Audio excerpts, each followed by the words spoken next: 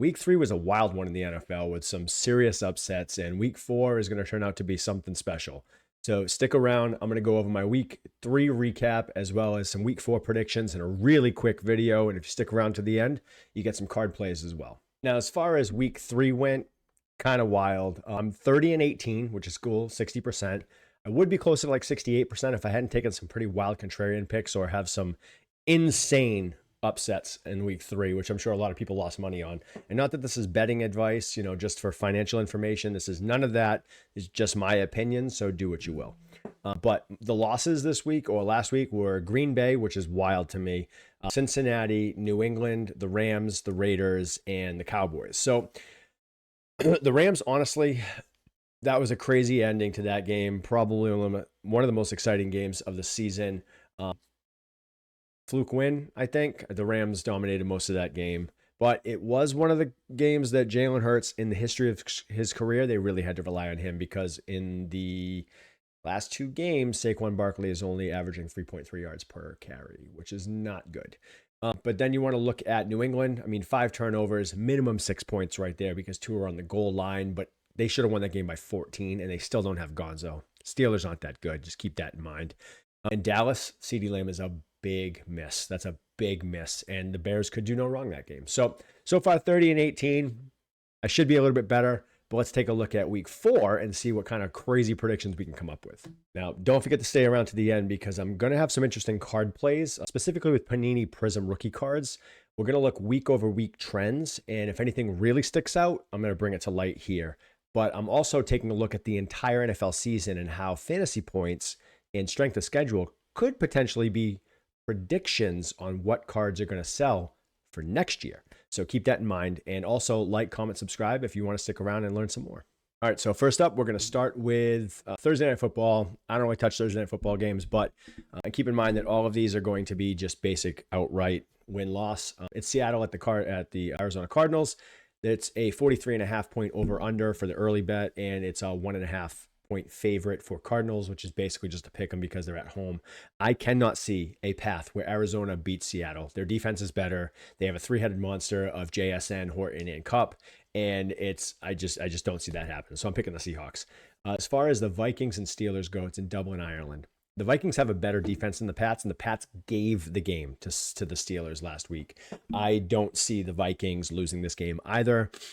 Even if it's Carson Wentz playing, I think that Jordan Mason will be too much, and the defense will just get the ball back too many times and give Vikings too many opportunities. So I'm going to say, I know they're a 2.5 point favorite, but I'm sticking with the Vikings. So next up, Panthers and Patriots, my Patriots.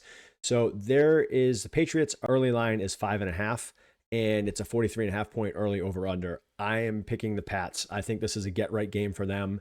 I think Tet's going to be really, really, really tough to cover, but that's all they really have. So unless they unleash Jimmy Horn Jr., which I don't see Canales doing anyway, and the Panthers just cannot stop the run.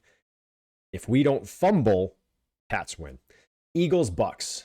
All right, I think this one's going to be similar to the Rams, but I think Tampa Bay squeaks this one out at home. They are 4-2 against Jalen Hurts, and 2 of those are playoff games. So I'm going to say that even without Mike Evans, the Bucks have a chance of victory here. Chargers at Giants, I'm taking the Chargers. It's a 5.5 point spread towards the Chargers. Their defense is just too damn good. I love that Jackson Dart is starting for the Giants now. I think that's going to be really big for guys like Malik Neighbors. But Tyrone Tracy's out with a dislocated shoulder. It's going to be a lot on Scatterboo. And I just think the Chargers are too much. Saints at Bills, 16.5 point spread. Man, something tells me to take the spread, to take the points in favor of the Saints. But man, what are they doing? Like, Bills. Titans, Texans.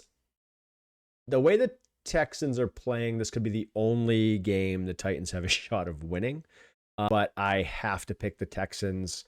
I think Chubb is starting to turn it on a little bit. And if the O-line can just keep CJ Stroud upright, who is one of the most hit quarterbacks in the last 2 seasons, I think they'll have a pretty good game. But the over-under on this game is 38.5, and I might still take the under. Browns at Lions. What the Lions did to the Ravens last week is wild. The Browns have the best defense in football, but I'm taking the Lions. The over-under is 45.5. I'm taking the under on that too. Commanders at Falcons. After how the Falcons played last week and how the Commanders played last week with Marcus Mariota, under center, taking the Commanders. They're a 2.5-point favorite, but I just think that they're going to squeak this out. I think they're playing a lot better than I anticipated for the season. Colts and Rams. It would not surprise me if Daniel Jones had an amazing game and the Colts beat them, but I got to take the Rams on this one, a 3.5-point. Jaguars 49ers, man, they're just too hurt. The 49ers are way too injured now with Nick Bosa out with the ACL. Mac Jones will be throwing to Kendrick Bourne and CMC, and that's it. Jaguars. Ravens at the Chiefs. I just hate the Chiefs a lot, and I just think this will be a get-right game for the Ravens. I will say that whoever loses this game, the path will not go through them at the end of the season. So I'm taking the Ravens. Bears at the Raiders. The Raiders are a 1.5-point favorite. The way the Bears played last week, picking the Bears. No questions asked. Packers at Cowboys. Oh, man. Micah going back and no CeeDee Lamb. This is a slam dunk for the Packers. Jets at Dolphins on Monday night. Dolphins are favored by 2.5. And why? I don't know. Jets take this. They should have Fields back by then, and they have a way better defense than Miami does offense. So I think that the Jets are going to take that one. And finally, Monday night, again, Broncos and Bengals. So Bengals at Broncos. Broncos are 7.5-point favorites, and I know that's mostly because of their defense. I'm taking the Broncos, but the over-under early is 43.5, and I might take the under. But so far, that's where I'm at. Hopefully, I'll have a much better than 30-18 record at the end. But let me know down below who you think. What's your lock? What's your sneaky play? And do you think any of these are wildly out of touch? I'd love to hear it. But now stick around because I got a couple of card plays coming up where you could make a little bit of money really quick for the flip. All right, so here we are. We're on Market Movers, which is what I use typically. But hit that little alert button because we got something brewing coming in the next year or so that I'm working on with some people that maybe you'll move to something else in the future. I don't know. But anyway, here's what we're doing. We're looking at volume of sales over the last 7 days and how that's kind of related to the fantasy output. I'm only looking at PSA 10 graded Prism Silvers, and I'm looking down here because this is where my screen is. And it's got to have a minimum of 4 sales in the last 7 days because I want to see some real movement. All of that being said, everything you see here, if you compare it to the majority of fantasy output, there is a correlation. And I'm building a spreadsheet that'll show all that as well, but I'm not going to show that today. I'm going to show that later on. Some of it, though, you're going to see is due to a dip in performance and a drop in price, which means it's a buyer's market during the season, which is pretty good, but I'll go over that. So first up, we have Justin Herbert. This dude is having an absolute monster season, MVP caliber. I think that he is if you are so inclined to spend $1,100, but in the last week, you've had 4 sales, 300% volume change, and 11% price increase. I'm not saying that he's going back to his rookie market, but barring injury, he's probably going to have a pretty good season. And if he hits the MVP, and I'm a Baker MVP guy, but if he gets the MVP, if they make noise in the playoffs, that's going up. So if you are so inclined and have that kind of money to buy that card, so be it. But looking at PSA 9 version, you can get it for $189. $189 for those who are not from New England. And if you look at the 853, this is a 4-to-1, just about a 4-to-1, 210 PSA 10s ratio. And you know how subjective PSA is. I am not a fan at all, but I'm pretty sure you could probably score a couple PSA 9s for pretty low, and you might be able to get those regraded especially if you can see them in person in the case. But Justin Herbert, I'm buying the PSA 9. I'm not touching the PSA 10 because I'm not a millionaire, but you do you. Carson Wentz, I'm sorry, I'm not a believer. I never really have been in Carson Wentz. Even if they win, which I'm predicting they will win against the Pittsburgh Steelers, this can't go up. I mean, it can, but whatever. For a PSA 10, go buy yourself one for $45. If they win, maybe you'll flip it for $55 next week. He is not a hold because the second JJ comes back, he's benched again. So keep that in mind. BTJ, big fan. Slow start this year. I think he's having for as serious he was in the offseason, he's having a little bit of some mental lapses kind of, and dropping some pretty easy balls. I don't want to say he's the next coming of Quentin Johnston, but he needs to figure his shit out. That being said, people are believers in BTJ. His price shows it and his volume increase shows it. If his price dipped and the volume went up, that's a different story, and we're going to get to that shortly. But at 81, like $80, it's a hold. He's going to be a great receiver, and the Jags are going to be better as the season goes on. Brock Bowers is an interesting one, and this is where I was talking about the dip.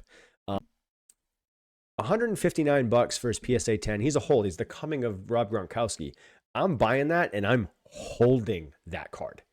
Absolutely just holding that card for the long haul. They get a good quarterback, and not to say, I mean, Geno's Geno, right? But if they get a good quarterback next year, he's only going to go up. And the Raiders are not bad. They're not a bad team. But again, if you look at his 447 PSA 10s, I mean, this topped out at 259 just a couple weeks ago. But the PSA 9, oh, there's only pop one right now. $25. If I'm getting any of these raw, $12.75. My play right now at a 36% dip in price, my play is to buy the raw and flip. If you want to go that route, you want to flip, buy raw and flip, or buy the PSA 10s and hold. Let me just pop out of that. Malik Neighbors, I think he's a hold as well. Jackson Dart's going to be a big jump for him.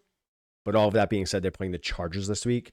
So if you do pony up $200 for his PSA 10, just keep that in mind. It's probably not a flip right now. I might have to wait a few weeks to do that. But the PSA 9, it's a less than a 2-to-1. I mean, for $32, that's going up. So I'm making a play on the 9. Even the raw is $11. You could do that as well. Just keep in mind that Prism Silvers have dot issues. So just really take a good look at those before you send them in for grading. Daniel Jones. I was a big believer in Daniel Jones when he was traded to Indianapolis because outside of him having Saquon, he now has a run game, a defense, an O-line, and receivers. Dude, next coming of Andrew Luck right there without the injury history. So Daniel Jones is a massive play, 100% in on any cards between 160 and 200 on the PSA 10s.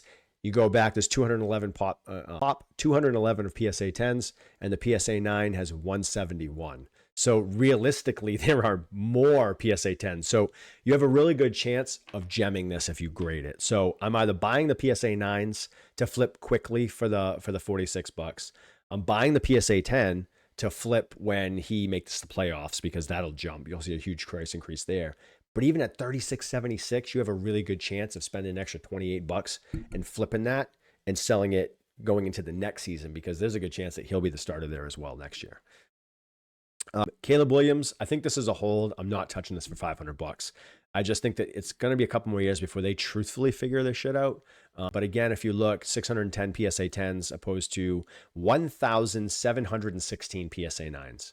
But even at $75, if you're holding this for the long term, that could double in price, even going into a year and a half from now. If they make the playoffs this year, maybe even win a playoff game, I mean that PSA 9 is going to go up as well. So I'm not touching the PSA 10, but the PSA 9 might be my play personally. Now, CJ Stroud's another one that I'm looking at where the price dipped, but the number of sales has increased. Nobody has really been hit more than CJ Stroud in the last 2 seasons. It is not his fault.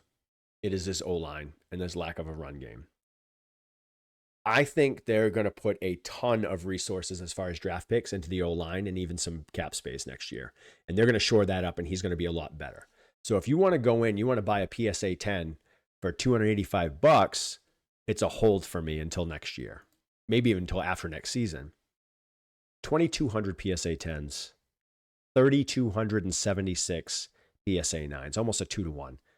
At that, I'm buying the PSA 9s, or I'm buying them raw and I'm flipping them. Or grading them and flipping them later. He's not that bad. It is absolutely his O-line. I'm not talking about Marvin Harrison because I think he's overrated. He's on a bad team. His quarterback is suspect. Unless he gets traded or they get a new bomb quarterback, I don't have any faith in him. If you want to buy him for a quick flip, that's on you, but I'm not touching his cards. Bryce Young is another one, ton of upside. I'm a big believer. I bought a whole bunch of stuff of his, raw and graded in the offseason. They're slow to figure their shit out as well. Their defense just isn't that good. If you're looking at this, a PSA 10 with a pop of over 1,500 and a PSA 9 with a pop of 1,193. So I'm either buying the PSA 9s, or I did buy the PSA 9s, and I did buy the PSA 10s, and I did buy raw. Another great play here is his optic hollow, or his like his stars, his blue stars, his red stars, his flex, like stuff like that is kind of more fun, a little bit more niche as well. Um, I'm buying these now in hopes that they turn the season around and make a playoff push. They're going to lose to the Patriots this week. I truthfully believe that, but then we'll see what happens after the rest of the season. Again, I think this is more of a hold. I don't think it's a quick flip, and I'm going more of the PSA 9 route. Michael Penix, another hold, but I'm not buying this. I'm not buying it at $360. PSA 10 to PSA 9, I'm buying the PSA 9s or even the Raws. I'm not really touching those. And then you can just kind of look. It's Puka, Bo Nix, and Jaden Daniels. All of which, I mean, Puka, the fact that he's down, that blows my mind. I'm absolutely buying and holding Puka at freaking $83 for a PSA 10.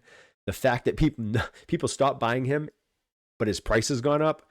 I get that people stop buying him because his price is going up, but look what he is doing this season. The dude is on fire. So I'm buying Puka as a hold. And we can keep going. You know, Drake May, I'm a big fan of his too. I think he's going to pop off, but I'm not buying it for $390. Just some things to think about. And as the season progresses, looking at the strength of schedule in the next couple of weeks on who you're looking to buy, whether it's for a quick flip or for a hold, if they have a really weak strength of schedule, like if you look at Josh Allen, his cards are insane right now, but they're only going to go up because they have one of the weakest schedules in the NFL, and they are almost guaranteed to go to the AFC championship game, at least.